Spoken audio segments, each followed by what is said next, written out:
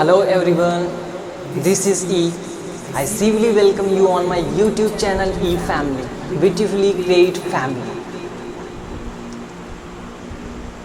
So आज का एक नया topic phrasal verb, recommended topic, काफ़ी इम्पॉर्टेंट टॉपिक है और इनक्रेडिबल टॉपिक माना जाता है। सो फ्रेजल वर्ब्स पे पहले हम अंडरस्टैंड करेंगे कि फ्रेजल वर्ब्स क्या होती है। सो फ्रेजल वर्ब्स जो होती है वो वर्ब और प्रैक्टिकल्स के कॉम्बिनेशन को ही हम फ्रेजल वर्ब्स बोलते हैं। अब प्रैक्टिकल्स क्या होते हैं? सो प्रैक्टिकल्स होते हैं प्रीपोजिशन और एडवर्ब्स। अब कभी कभी इसमें वर्ब के साथ प्रीपोजिशन भी ऐड हो सकते हैं या तो फिर वर्ब के साथ एडवर्ब्स भी ऐड हो सकते हैं, और कभी कभी एडवर्ब्स और प्रीपोजिशन दोनों को कॉम्बिनेशन भी फ्रेजल वर्ब में इंक्लूड होता है। सो कभी कभी इसमें फ्रेजल वर्ब्स में जो इसकी मीनिंग्स होती हैं वो एविडेंट होती हैं, यानी आपको ऑब्वियसली पता चलने लगेगा कि इसकी मीनिंग क्या हो सकती है। जैसे ग्रो अप,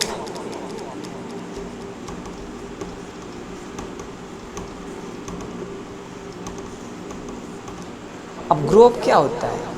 एज में एक increment, that is a grow up. Let me take an example. So I want to become a doctor when I grow up. जैसे मैं बड़ा होऊंगा मैं एक डॉक्टर बनूंगा। सो ये एविडेंट है, स्पष्ट दिख रही है कि इसकी मीनिंग क्या हो सकती है ग्रो अप की। बट कुछ फ्रेजल वर्ब्स ऐसे मिलेंगी जो एविडेंट नहीं होती, यानी आपको मीनिंग उसकी समझना डिफ़िकल्ट होगा। सो जैसे टर्निंग,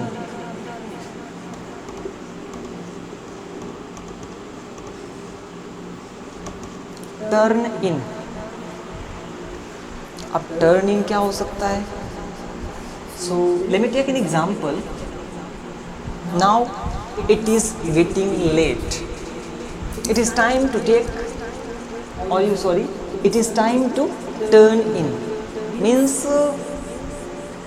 अब लेट हो रहा है, अब ये समय है टर्न इन करने का। Turning means go to bed, यानी बेड में जाने का। सो इसकी जो मीनिंग थी वो एविडेंट नहीं थी, यानी डिफ़िकल्ट थी अंडरस्टैंड करने के लिए। बट जो ग्रो अप की जो मीनिंग थी वो एविडेंट थी, हम लोग डायरेक्टली अंडरस्टैंड कर लिए कि इसकी मीनिंग क्या हो सकती है ग्रो अप की। सो ये जनरली सिंपल इंट्रोडक्शन है इसका फ्रेजल वर्ब का। बट फ्रेजल वर्ब डिपेंड कहाँ करती है उसके विषय पे। जैसे जो वर्ब्स होती है वो वर्ब्स ट्रांजिटिव वर्ब्स हैं कि इंट्रांजिटिव वर्ब्स हैं।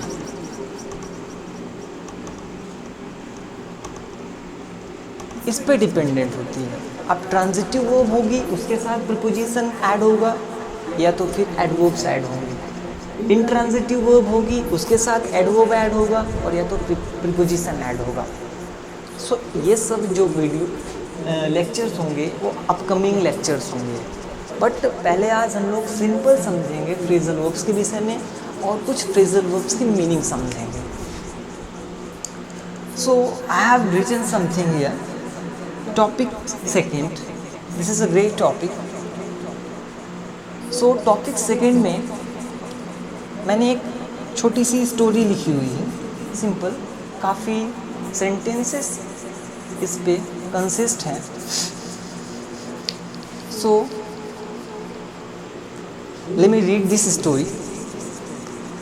Hello Anuj, you need not gate afraid of anybody. I know it. A problem has come up. You pay heed to study and buckle to. Do you know what happened to us yesterday? When Sazia bumped into him he flared up.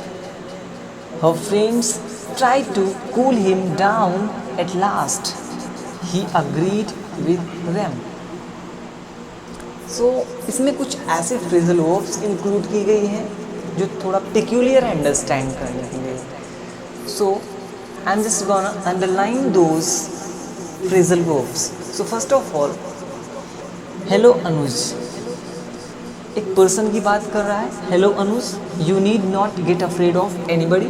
तुमको किसी भी बंदे से या किसी भी personality से डरने की कोई ज़रूरत नहीं है. आई नो इट, मैं एक जानता हूँ यार कि a problem has come up, कि एक प्रॉब्लम अकर्ड हुई है. Come up means generally occur होना, दैट इज़ अकर्ड हुई है.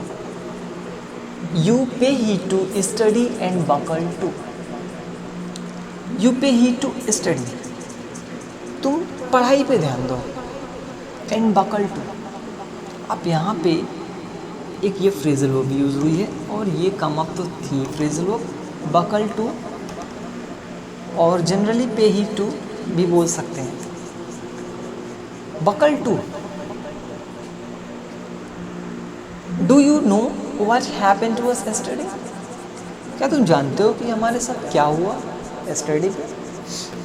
When Shazia bumped into him, जब साजिया एक पर्सन से, एक पर्सनालिटी थी, उससे bumped into means met, generally meeting करना यानी मिलना, that is a bump into. This is the past indefinite, so past indefinite second form, bumped into.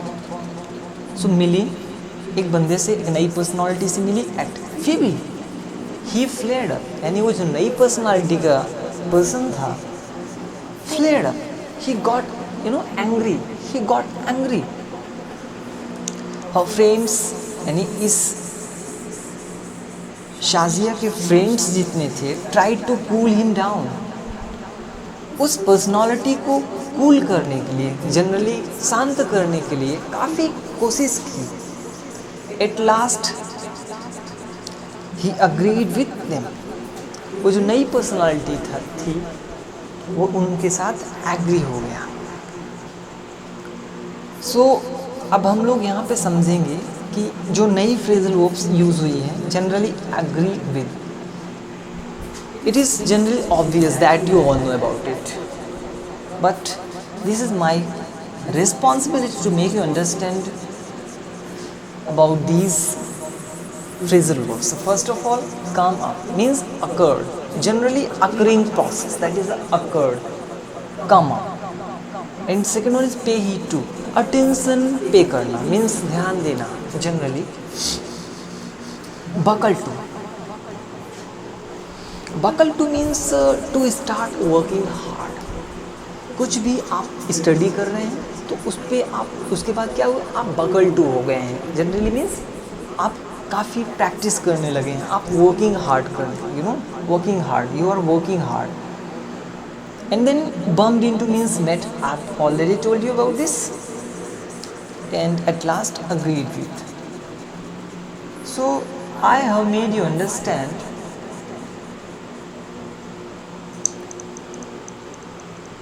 at least 7 phrasal verbs, 7 to 8 phrasal verbs. But next topic जो हम लोग का होगा वो topic understanding skill पे होगा कि phrasal verbs किस किस पोजीशन पे रिलाई ऑन करती हैं, किस किस पोजीशन पे. Transitive verb plus adverb, intransitive verb plus adverb, transitive verb plus preposition, intransitive verb plus preposition. So this is all about today. So I hope you all have understood it very well. I thank you for paying attention. So thank you so much, and stay tuned with us. Thank you.